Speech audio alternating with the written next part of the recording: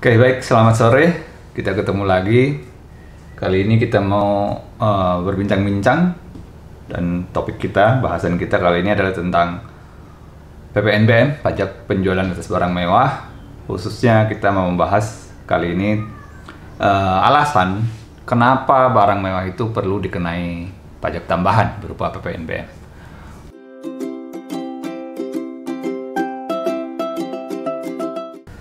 Nah, kalau kita lihat di penjelasan pasal 5 ayat 1 Undang-Undang PPN, di sana ada disampaikan ada 4 alasan kenapa PPNBM perlu dikenakan atas barang mewah gitu ya. Nah, yang pertama itu adalah perlunya keseimbangan pembebanan pajak antara orang kaya dengan orang miskin atau orang berpenghasilan tinggi dengan orang berpenghasilan rendah gitu ya. Kemudian yang kedua itu untuk perlu pengendalian atas konsumsi barang mewah itu ya. Kemudian yang ketiga itu perlu dilakukan perlindungan untuk produsen kecil atau produsen tradisional gitu. Dan yang alasan keempat itu adalah untuk penerimaan negara gitu ya.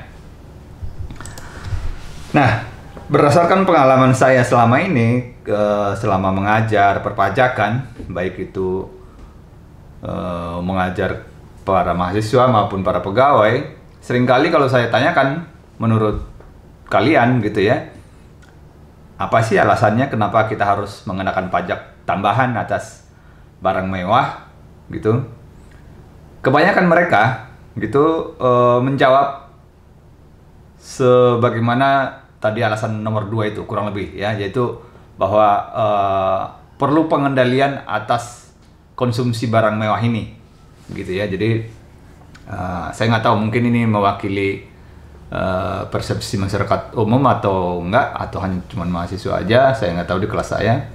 Tapi mungkin juga ya bahwa pandangan mereka konsumsi barang mewah memang perlu dikendalikan karena menimbulkan kecemburuan sosial lah gitu kurang lebih ya. Jadi menurut persepsi mereka, barang mewah ini dibeli oleh orang kaya tentu ya, yang mempunyai uang, itu kebanyakan hanya untuk dipamerkan gitu ya. Setelah dibeli lalu dipamerkan dalam kegiatan sosial masing-masing, baik itu mungkin dalam arisan atau dalam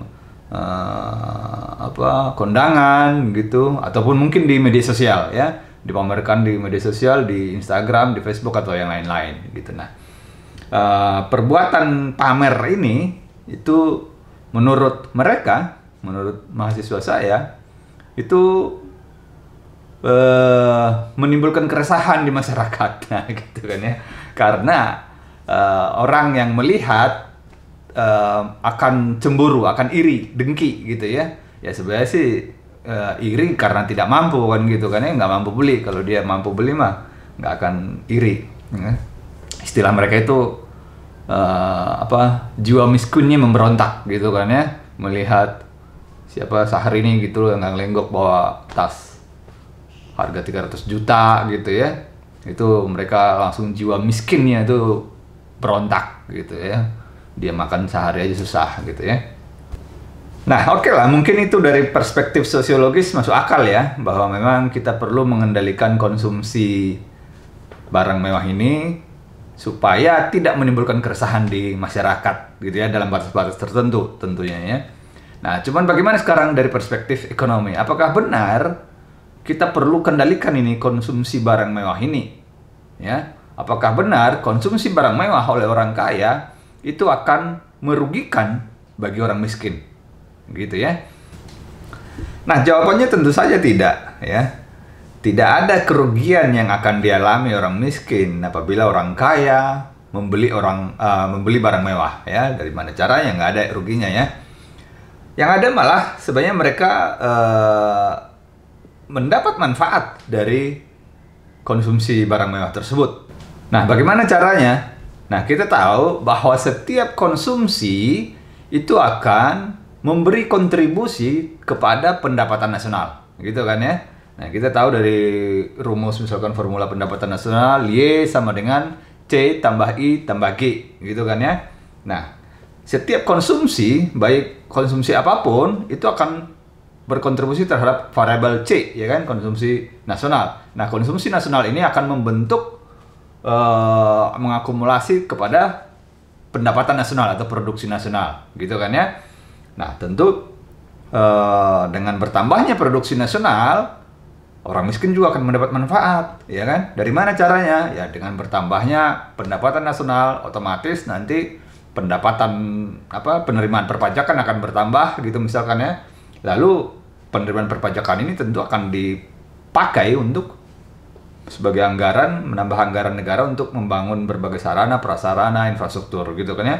Termasuk misalkan untuk membangun kesehatan, pendidikan, irigasi, pertanian yang akan langsung dimanfaatkan oleh para orang miskin juga, gitu kan ya. Jadi akan mendapat benefit secara langsung dari pendidikan, kesehatan, keamanan dan seterusnya, ya, infrastruktur yang dibangun dari pendapatan nasional tersebut. Nah, jadi sekarang mana yang mau diakomodir? Apakah kita mau mengakomodir jiwa miskin masyarakat yang meronta-ronta tadi, atau kita mau memperhatikan kesejahteraan masyarakat umum dengan menaikkan produktivitas nasional, kan gitu ya? Tentu kalau mau rasional sih sudah tahu jawabannya kan ya. Nah, jadi kembali ke pertanyaan semula, kenapa barang mewah perlu dikenai pajak tambahan? PPNBM dalam hal ini bukanlah untuk mengendalikan konsumsi barang mewah itu, ya kan ya? Konsumsi barang mewah tidak perlu dikendalikan, ya. Semakin banyak orang kaya membeli barang mewah, itu semakin baik bukan hanya bagi orang kaya, tapi juga bagi orang miskin, ya. Orang miskin akan mendapat benefit dari konsumsi barang mewah yang dilakukan oleh orang kaya. Jadi nggak ada rasionalnya untuk membatasi konsumsi barang mewah itu, ya. Silahkan aja mau dibeli sebanyak-banyaknya, itu akan memberi manfaat bagi semua orang, gitu ya. Nah, jadi kenapa perlu dikenai pajak tambahan? Nah, jawabannya yang benar itu sebenarnya adalah yang alasan nomor 1 tadi di penjelasan pasal 5 ayat 1 Undang-Undang PPN, ya, yaitu bahwa untuk menjaga keseimbangan beban pajak antara orang yang berpenghasilan tinggi dengan orang yang berpenghasilan rendah, gitu ya, atau menjaga keseimbangan beban pajak antara orang kaya dengan orang miskin, gitu gampangnya ya, supaya orang kaya menanggung beban pajak lebih besar dibandingkan orang miskin. Nah, gitu kan ya, yang kita mau kan idealnya seperti itu. Tidak seperti PPN misalkan yang kita tahu sifatnya regresif, ya kan ya. PPN itu kan bersifat regresif di mana beban pajak yang ditanggung orang kaya dengan orang miskin secara tidak proporsional dibandingkan dengan penghasilannya. Orang kaya itu akan menanggung beban pajak lebih kecil sebagai proporsi dari penghasilannya dibandingkan dengan orang miskin, gitu kan ya. Jadi itu kan menabrak rasa keadilan ya. Jadi PPN itu sesungguhnya itu menabrak rasa keadilan, terutama khususnya dengan dengan desain PPN yang sekarang berlaku di Indonesia, misalkan dengan tarif tunggal, gitu ya. Nah, salah satu mekanisme yang bisa kita pakai untuk setidaknya mengurangi sifat regresif dari PPN itu adalah dengan pengenaan PPNBM ini, ya, pajak tambahan dalam bentuk PPNBM. Nah, secara lebih detail bagaimana cara kerjanya pajak tambahan ini akan menjaga keseimbangan pembayaran pajak antara orang kaya dengan orang miskin tadi itu bisa kita pahami dengan kalau kita mengerti definisi dari barang mewah itu sendiri, ya, dalam perspektif ekonomi tentunya ya. Nah, kita tahu dalam perspektif ekonomi, barang mewah atau luxurious good itu dikenal sebagai barang yang permintaannya semakin naik ketika penghasilan naik, gitu ya. Jadi permintaan atas suatu barang semakin naik ketika tingkat penghasilan semakin besar, semakin tinggi, gitu ya. Semakin kaya, semakin besar permintaan atas barang tersebut. Semakin miskin, semakin rendah pula permintaan atas barang tersebut, ya. Ya, itu mungkin masuk akal, kita bisa lihat di kehidupan kita sehari-hari. Ketika seseorang punya penghasilan masih pas-pasan, misalkan gitu, maka dia cenderung akan mencari barang kebutuhannya itu dari kelas yang paling murah, gitu kan ya. beli barang apapun yang dibutuhkan pasti dia cari barang yang paling murah. Nggak apa-apa jelek, kualitas agak kurang gitu, yang penting murah gitu kan, karena memang kantongnya cuman cukup untuk membeli yang paling murah. Nah, nanti seiring dengan penghasilannya mungkin bertambah, nah dia orang ini akan mulai nanti mencari barang sejenis tapi dari kualitas yang lebih baik dan tentu harga lebih mahal, ya gitu ya. Nah, jadi sekarang kita bisa tuliskan rumus dari barang mewah atau definisi dari barang mewah, yaitu adalah barang yang mempunyai elastisitas permintaan atas pendapatan, atau sering disebut juga dengan income elasticity of demand gitu ya, lebih besar dari satu, ya. Jadi apabila elastisitas permintaan atas pendapatannya itu lebih besar dari satu, maka itu bisa kita golongkan sebagai barang mewah, gitu kan ya. Ya, jadi sesuai dengan pengertiannya tadi, ketika penghasilannya semakin besar, permintaan atas suatu barang semakin besar pula, ya. Jadi elastisitas permintaan atas barangnya, atas pendapatannya itu lebih dari satu, gitu ya. Nah, sebaliknya kalau income elasticity of demand-nya itu lebih kecil dari satu, itu biasa kita sebut dengan necessity good, bukan luxury good, ya. Nah, necessity good itu misalkan barang kebutuhan pokok, gitu ya. Barang kebutuhan pokok tentunya meskipun penghasilan semakin tinggi, tidak berarti permintaan kita atas barang tersebut semakin tinggi pula, ya. Misalkan beras, kita mau orang miskin, orang kaya, semua juga makan beras sama aja, ya. Paling 3 kali sehari makannya, ya. Nah, lalu kita juga kenal namanya normal goods, yaitu yang barang yang elasticity of demand-nya itu lebih positif gitu, dan inferior goods sebaliknya, yaitu barang yang elasticity of demand-nya itu negatif, ya. Jadi semakin tinggi pendapatan justru permintaan atas barang tersebut semakin berkurang. Nah, itu namanya inferior good. Ya, biasanya itu adalah barang pada golongan kualitas yang lebih rendah. Nah, jadi sekarang kita bisa paham kenapa alasan dari pengenaan pajak tambahan dikenakan kepada barang mewah ini, ya. Yaitu supaya ketika orang kaya mengkonsumsi barang mewah, yang memang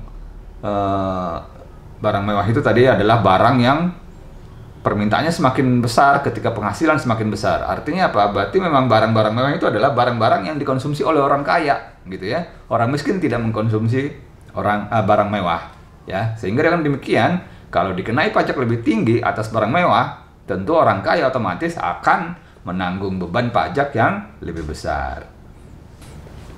Nah, tapi perlu juga dipahami, elastisitas permintaan dan atas pendapatan atau income elasticity of demand tadi itu adalah permintaan yang berubah karena tingkat penghasilan yang berubah, gitu ya. Nah, ini berbeda dengan elastisitas permintaan atas suatu barang, ya. Elastisitas permintaan atas suatu barang itu adalah permintaan yang berubah semata-mata karena harga barang tersebut berubah, ya. Biasanya semakin tinggi harganya, permintaannya akan turun, kan begitu ya. Nah, itu nanti kita bisa ukur, hitung elastisitas permintaannya berapa. Jadi tidak selalu ya barang yang mempunyai income elasticity of demand-nya besar, elastisitas permintaannya juga besar, ya. Tidak selalu, ya. Tergantung barangnya. Nah, justru itu yang salah satu parameter yang perlu kita perhatikan untuk memilih barang yang akan dikenakan pajak tambahan berupa PPNBM ini, ya. Yaitu sebisanya kita harus cari barang yang income elasticity of demand-nya itu besar, lebih dari satu tadi, tapi elastisitas permintaannya tidak besar, kecil saja, ya. Kalau bisa di bawah satu, gitu ya. Artinya apa? Jadi ketika atas barang mewah ini kita kenai pajak tambahan, tentu harapannya kan nanti konsumsinya tidak berubah, ya. Konsumsinya tidak berubah karena elastisitas permintaannya kan kecil, gitu ya. Harga naik akibat tambahan pajak tadi tidak mempengaruhi permintaan kepada barang tersebut, ya. Jangan gara-gara kita kenain pajak tambahan malah demand-nya malah berkurang karena elastisitas permintaannya tadi ya. Ya kalau itu yang terjadi, jadinya sia-sia nanti pengenaan pajak tambahan itu. Tidak akan berhasil mengumpulkan penerimaan pajak yang diinginkan, gitu ya. Jadi paling ideal sekali lagi adalah kalau kita bisa menemukan barang yang elastisitas permintaan atas pendapatannya itu besar, lebih besar dari satu, tapi elastisitas permintaannya kecil, ya, lebih kecil dari satu, gitu kalau bisa ya. Nah itulah paling ideal, barang seperti itulah yang paling ideal untuk dikenakan pajak tambahan berupa PPNBM. Nah jadi sebagai terapan dari pembahasan tadi kita itu bisa misalkan kita lihat dalam hal pengenaan PPNBM atas kendaraan bermotor ya. Nah, kita tahu saat ini di Indonesia pengenaan PPNBM atas kendaraan bermotor itu tergantung dari beberapa kriteria ya. Tarifnya itu tergantung dari beberapa kriteria, antara lain besarnya isi silinder berapa cc gitu. Lalu kapasitas penumpangnya semakin besar biasanya tarifnya semakin kecil. Lalu konsumsi BBM semakin irit biasanya tarifnya semakin kecil, artinya semakin boros konsumsi bahan bakarnya, itu semakin tinggi tarif PPNBM-nya. Nah, begitu juga tingkat emisi CO2 ya. Tingkat emisi CO2-nya juga kalau dia semakin tinggi, semakin polutif gitu ya, itu nanti tarif PPNBM-nya akan semakin tinggi. Nah, sekarang dengan bahasan kita tadi tentang definisi barang mewah sebagai barang yang mempunyai income elasticity of demand lebih besar dari satu, yaitu barang yang permintaannya semakin tinggi ketika penghasilan semakin tinggi. Nah, sekarang kalian coba tanyakan atau pikirkan, gitu ya, apakah sudah tepat parameter-parameter yang digunakan dalam pengenaan PPNBM atas kendaraan bermotor tadi, ya? Apakah misalkan semakin kaya seseorang itu dia akan mencari mobil dengan kapasitas mesin yang lebih besar? Ya mungkin ya, tapi belum tentu juga ya. Lalu apakah orang kaya akan mencari kendaraan bermotor yang lebih boros konsumsi BBM-nya sehingga dikenakan tarif PPNBM lebih tinggi, atau tingkat emisi CO2-nya lebih tinggi ya, lebih polutif ya?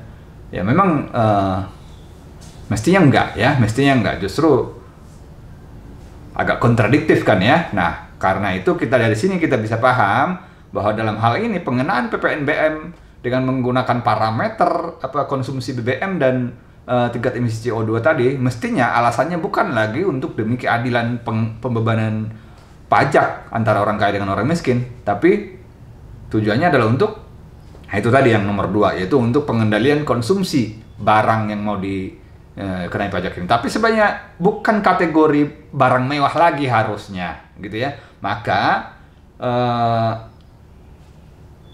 harusnya bukan PPNBM dikenakan, ya, melainkan cukai, ya. Jadi kita bisa dengan demikian kita bisa memahami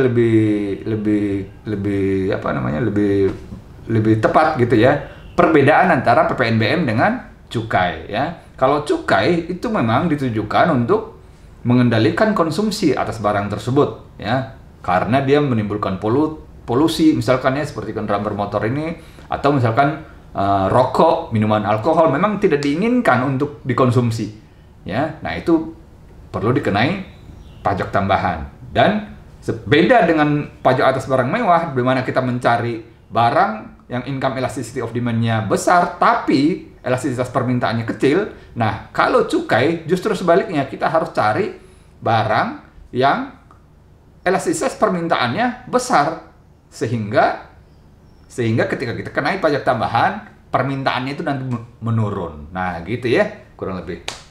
Oke, baik, itu aja yang bisa kita sampaikan kali ini. Mudah-mudahan ada manfaatnya. Sampai ketemu lagi lain kesempatan. Selamat sore.